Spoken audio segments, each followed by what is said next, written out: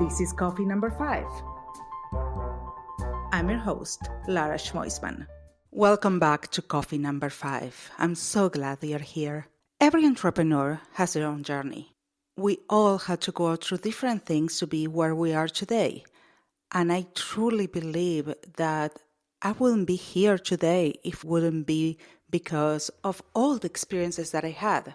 For every person, entrepreneur can look a little different. Today, I'm interested in learning about the journey of Fernanda Romero. Fernanda is an actress, singer, model, and entrepreneur who has immigrated from Mexico City to the US in order to become memorable and thought after. Hi, Fernanda. Thank you so much for being here. It's amazing to have you here on the show today and to be able to compare notes about transitioning from being an immigrant to being this businesswoman in Hollywood, basically, because you have this Hollywood career that you work with incredible people, Latinos and not Latinos. You work with Eva Longoria, you work with Christian Slater, with Charlize Theron, so many people. Just tell me about it. How did you get there? A lot of hard work, to be honest. Dedication, manifestation. I don't know. When I told to myself, like, I wanted to do this as a career, because I kind of fell into the acting career by accident, you know? And when I say that, it's like a beautiful accident because, you know, I came here, I fell in love with somebody, and I came here really just to study fashion design merchandising. I went to school for that. I got 2 degrees on that. And I was designing. My whole thing was in not being an actor. I mean, I always kind of liked acting at home and doing things, but for my family, but as a fun thing. But never kind of saw myself like, oh, I'm going to be an actress, you know? But when I got a taste of it, I was like, oh my God, this is acting. I've been doing this my whole life. This is a method. Wow, I've been doing this my whole life. This is fun. This is me. It's so weird. It was so strange. So it's just acting felt like a second nature, like it felt like home. And then when I just said, like, I was so naive and ignorant in how the business was handled. Really beautiful. And that's when you don't have that. I think sometimes ignorance could be a bliss. Oh, totally. Yeah, because I didn't know, you know, who was this. I wasn't nervous on meetings. I didn't really care. I just wanted to be doing fun stuff and art. And I just thought, yeah, send me to Paramount. Like I was going to knock on Paramount pictures and go in and be like, I'm here, cast me. But I was so naive and so, like, I guess ignorant, but it was so good that it worked on my favor. And I started booking all these jobs. Well, maybe because you didn't have those expectations that those people that they come to be an actress, an actor, come and they're trying just so hard that the desperation of wanting sometimes goes against you. Yeah. I was just really like eager to do this adventure, you know, to just do it, to be excited. I don't know, to this journey. I found it like it was fun and I just was very instinctual. I don't know, all this crazy stuff that later comes with the business that I wish I didn't know now, but I do. You're not naive anymore. No, and then I know who is who, and then I know this, and then I know that I wish it's just, you know, it was inevitable, but it was just beautiful when I started, and it was just really nice, and it was the beginning also of like, you know, Latinos, and now it's just, you know, it's getting more saturated. Well, and also you're not only an actress, you were a model. Also, I heard like that you were part of a pop band in Mexico, and now you're also a businesswoman. You have your line of perfumes. Oils and candles. Yeah. Oils and candles. And it's amazing to realize how much you learn as you go. And what was your experience of becoming an entrepreneur? I've been always very instinctual and believing in the stuff that I do and put out there. And I've been very much like not really scared of like what they're gonna think. Yeah, I never made oils in my life. I never imagined myself make candles, but I knew that I believe in the story behind, which it was how we created it, my best friend and myself. It was the whole thing about manifestation and the universe. Believe in that, and then we pair it up with a good product. It just makes sense. And when you believe, I think, in whatever you're doing and you're putting out there, it's just flows, you know? I think the best thing that someone can do, or a creator, or because I have a lot of friends that want to put stuff out there, but they're always so scared. What are they going to do? Yeah, I think the fear is one of the things that affect most to anyone. It's what divides someone who is a natural entrepreneur from someone trying to be an entrepreneur. Yeah, they stayed in the idea. I have friends, I mean, it's been years. They're like, yeah, I wanted to do this, but they stayed in the idea.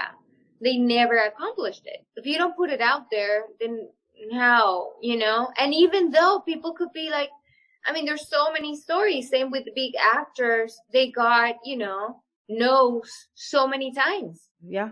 I want to talk about to you because coffee number 5 is about understanding what makes people tick, understand how we brand ourselves. And it's something so personal. How do you come up with a scent that it will attract your right target? Well, there's 4 scents, and they're all curated with the 4 elements, water, air, fire, earth. And they were all 4 curated with a specific sense and stone. So each one goes also with an horoscope sign. So it's just not like, oh, this is just gonna be I need to know now. I'm Capricorn. Which one goes for me? Well, but this is the thing. Also, it's nice to go with your instinct, because it's like you could be a earth sign and you might not feel the other one, and it's fine. You can, it just goes with your instinct, what gravitates to you. But obviously it's like we curated it with a specific, you're very grounded, no? You're more like a grounded. You want to be grounded. I did my birth chart like a couple weeks ago for first time, and I found out that I'm a Capricorn with ascendant in Cancer and moon in Leo. Wow. Our earth oil is fig and patchouli. So it's more like earthy, it's more like grounded. But it just depends, because maybe, that's the thing with our oil. Sometimes I mix them and I want to be like mixing my aqua with a little bit of earth, which is like, flowing, but I want to be grounding my idea. So, the carnelian stone is like, it's just like really good for work, for grounding. It's just really good for healing. Talking about scents, because, those people who always use the same perfume and they're known for that scent. Do you believe that each person has a scent that belongs to them? Yeah, 100%. That's what I wanted to create, these scents, because scents create memories. Where you can trigger good things. Usually they're good things. And that's why, like, for example, the rose one, my best friend was like, I want to smell like my grandma's roses, My grandma used to smell like this expensive rose garden. So we created white rose. And it was just a specific one, because it just triggered her so many good memories with her grandma and like things. So I was like, okay, and I want gardenias, but I want to feel like I'm in like a garden in Tuscany running or something, and lots of flowers, So when I wanted to create those scents, I wanted to make sure that I'm taking you somewhere. That was the whole thing with Vita. And I mean, it has branched out a little bit more into different products. Like, we have room sprays, we have the candles, we have the spell candles, which are curated with different, like, Palo Santo, sage, etc., etc., etc. I mean, it's just like, it's a fun line for me. It's a very specific niche. Like, this is not like mass, thing. I mean, eventually maybe it will be when Well, people are. but I like niches. Niches are good. Yeah, I love. It's just a very specific niche that it's also a sustainable brand. It's just very little plastic. Only like our big candles are in boxes, but we don't believe in the whole packaging and packaging and packaging. It's such a Oh, waste. I know those packagings also that, I mean, that you need to get scissors and open is so hard. And plastic that you're gonna throw into seconds. Yeah. People, keep the box. Even though our box is so beautiful, but just people don't keep the box, and we just don't believe in massive waste. So everything like from our little bag is recyclable. We just believe in that. That's our motto, creating good memories, being a sustainable brand, and just keeping that message there. What were your challenges in starting a brand? Because of course you just said that you didn't know anything about candles or oils. Where do you start?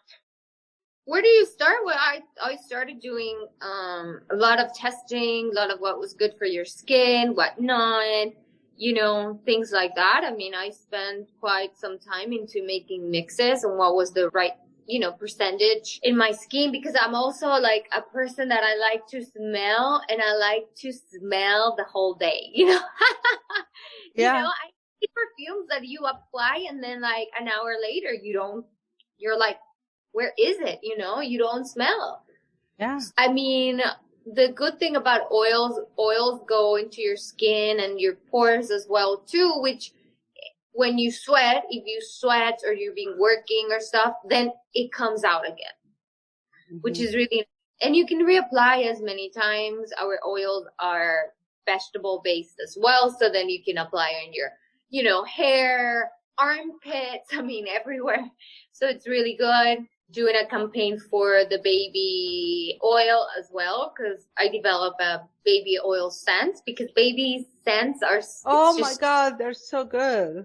Yeah, and also room spray for babies, because when you're changing a baby diaper, it's terrible. So you're a businesswoman. You're still an actress, and as well, you're a mother. What tips can you give to someone who wants to be an entrepreneur, being a mother, and do it all, basically? It's crazy. To be honest, it is crazy. Sometimes my boyfriend comes home and he's like, are you still working? I'm like, I know, I am. I'm sorry, I need to finish this. I mean, it's tough, but the rewarding is really nice. I feel like always as the beginning, especially for my brand, that I have put so much into place in the years of work. Then later it just starts to pay off, Also with my brand, I've been very specific into like, I wanted to grow slower but surely. Like I have clients that they always come back. That's always really like loyal customers, loyal stores, they just keep rebuying. How did you approach your first customers and the first stores? I was just like, I was just like the same with acting. I was like, hi, how are you? So this is what's happening. I just believe so much in my brand that I believe in the story. So I said, listen, I have an oil beauty brand that is also amazing. I'm the same way. And I believe that's why I don't have a sales department because it's me. The brand is me. And if I don't believe in it, if I cannot tell you about it, nobody will tell you better. And I find believe that this piece of paper is just so amazing and it's going to bring you so much satisfaction. You might say, well, I want that piece of paper. So what is it? But if I tell you, this is a piece of paper and it's just $5. Who's going to buy it? Well, that's something I found in a lot of entrepreneurs. They're embarrassed to say the good things about their product because I don't like to brag, but you need to sell your product. If you don't believe in your brand, how are you going to people to believe it and sell it for you? And that's the same going back with acting, and that's what happens sometimes to actors too. When you it's a career that you have a lot of rejection, and just in general, the world, not everybody's going to like your product. Not everybody's going to like you. Not everybody's going to be your fan. And that's okay. That's okay because you don't have to be liked from like everybody. There's different things and that's okay. And you have to be fine with rejection. One of the things I learned the most in the last few years as having my own company is that I'm nothing without my team. But my team needs to be the right fit. If there is not the right fit, it's not going to work out. Yeah, and it's okay sometimes rejection, you know, it doesn't mean that they don't like you. Maybe they don't, you know, want you on that moment, or you're not just so specific. And I just had to learn that sometimes the hard way, or sometimes, you know, with time, especially, you know, with acting, it's just such a place of like vulnerability, you know, because we're creatives and we're putting yourself out there and you're always like expressing yourself. And then, you know, it comes a time with like rejection, and then it's like boom, you know, and you're like, oh my God. I think in anything in the world that you do, you need to make yourself vulnerable, because that's what makes you attractive also, because it's not, like Bernard Shaw said, it's not the perfection that we fall in love with, it's the imperfection. Always imperfection. I think imperfect makes perfect, because like, I think when you are a person who shows their flaws, and it just makes you who you are. And especially in this business, you know, I had the opportunity to work with beautiful brands, amazing brands, big brands. And, you know, I mean, LA, there's so many beautiful women, you know, and you're competing with the whole world, because everybody comes to LA to make it. Models, this, you know, everybody, Russians, Germans, French, like everybody's in LA for the same reason, and they want the same job. So of course there's a lot of insecurities, and, you know, and I will never forget. I was like, I remember like a line, and they're all like supermodels, top models and that. And I got the job, and I was just, I will never forget. And that's when I go back always. And how did I got the job? Because it was like, maybe I just didn't feel intimidated. I was me in the room. And to be honest, I didn't feel like I'm here maybe because of something else, but everybody was a freaking top model. They were so boring in the room. There's always like this competition, and I honestly don't understand that, because I don't see another agency as a competition. I see them as a future collaborator. Yeah. You never know. There is a space for everyone if you're good at what you do. Yes. And then sometimes I know some people get like, oh, this one and this one. I've learned with time that when that's going to be for you, it's going to be for you, no matter what, you know? Exactly. Also, when you let it go, and like it happened to me, and say, I don't care if I'm single the rest of my life. Then I met my husband. Always, because when you just let it go and you're just not forcing things, you know?